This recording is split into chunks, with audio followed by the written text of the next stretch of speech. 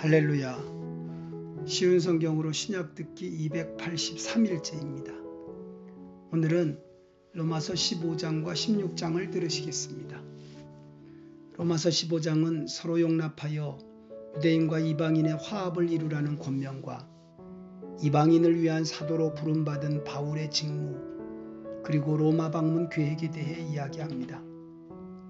로마 교회는 이방인과 유대인이 함께 어우러진 교회였습니다.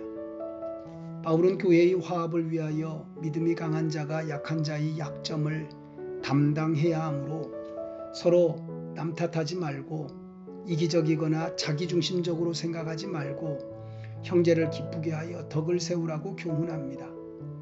하나님은 유대인뿐 아니라 이방인에게도 구원을 허락하셔서 그들을 한 형제 삼으시기로 작정하시고 그 예정하심에 따라 예수님께서 구속사역을 성취하셨습니다. 그러므로 한몸된 교회가 나뉘지 않게 약한 자를 배려하여 서로 다른 민족적 배경 때문에 생겨난 문제를 이해해주고 구원에 이르도록 받아주라고 권합니다. 바울은 이방인의 사도로 부름을 받아 이방인의 구원을 위해 예수의 일꾼으로 일하였습니다. 바울의 사역은 성령의 능력으로 거룩하게 변화된 이방인을 하나님께 바치는 제사장의 직무를 수행한 것이었습니다. 바울은 유대인뿐 아니라 이방인까지 구원하시려는 하나님의 예정에 따라 이방인의 사대로 일했던 것입니다. 하나님이 이방인을 구원하려 하심으로 유대인 출신 성도들이 이방인 출신 성도들에게 갖고 있던 우월감이나 편견을 버리게 했습니다. 바울은 스페인 선교와 로마 방문 계획을 말하고 우선은 흉년으로 기근이 든 예루살렘 교회를 방문하여 이방 교회들이 모금한 구제 헌금을 전달하고 그 후에 그리스도의 축복을 가지고 로마를 방문할 것을 약속하며 기도를 부탁합니다. 16장은 바울의 개인적인 인사말과 교회의 분쟁을 일으키는 자들에 대한 경계와 마지막 인사입니다. 바울은 로마서를 자기 대신 전달할 갱그리아 교회의 여집사 베베를 소개하고 로마에 있는 26명의 사역자들을 언급하며 로마 성도들에게 인사를 합니다. 오늘날로 치면 로마 지방회에 속한 목사님들에게 안부 인사를 전하고 성도들에게 그들을 존경하며 협력하고 섬길 것을 당부한 것입니다. 이들 26명은 바울과 동고동락하며 바울의 전도사역에 지대한 도움을 주었고 자신이 처한 상황 속에서 복음 전도에 전력했던 인물들입니다. 이들 중 대부분은 어디에서 무엇을 하며 살던 사람인지 정확히 알려진 것은 없습니다. 하지만 바울이 이들에게 문안 인사를 하는 것은 그들이 이름도 빛도 없이 숨어서 하나님 나라 확장 사역을 위해 로마의 핍박을 견디며 생명을 바쳐 사역하는 자들이었기 때문입니다. 바울은 이들의 이름을 일일이 언급하며 하나님의 뜻을 따라 로마에서도 각기 다른 처소와 환경 가운데 복음을 전하는 동역자들에게 성도들은 예의를 갖춰 문안하고 협력하고 존경하며 섬기라고 권합니다. 오늘은 로마서 16장의 두 종류의 사람에 대해 묵상합니다.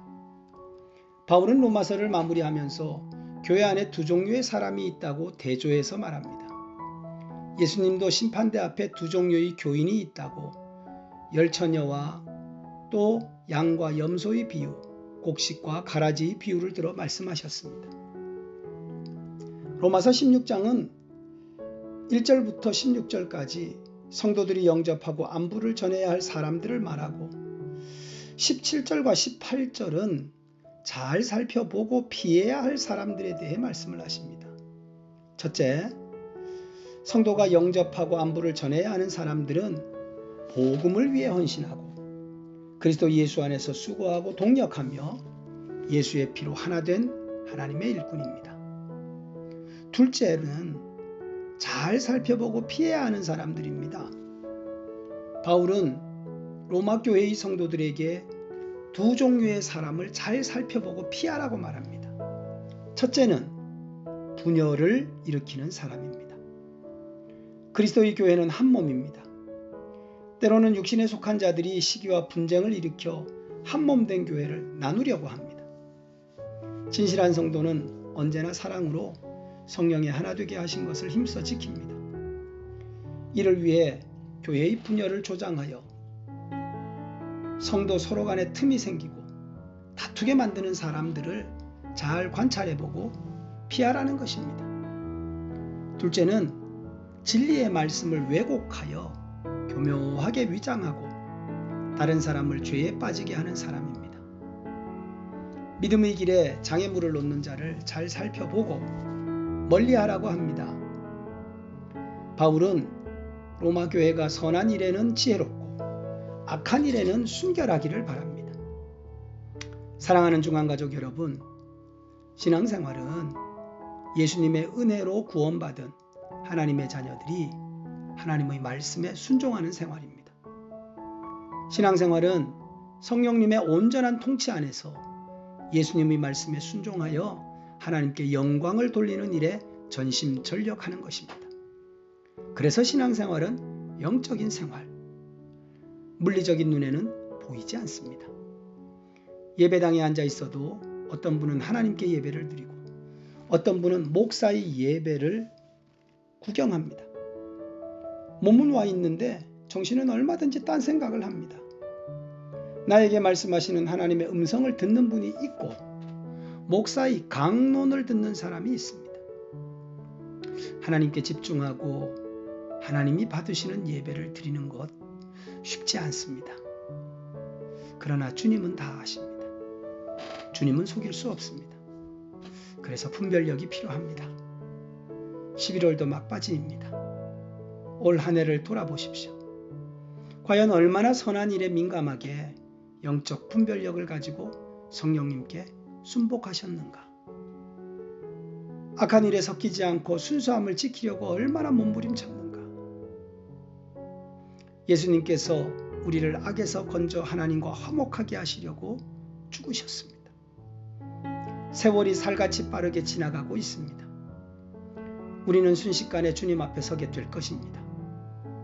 예수님께서 여러분을 위해 상급과 면류관과 칭찬과 영광을 예비하고 계십니다. 오늘도 선한 싸움을 싸우며 달려갈 길을 다 가는 복된 하루가 되시기를 축복합니다. 기도드리겠습니다. 살아계신 하나님, 오늘도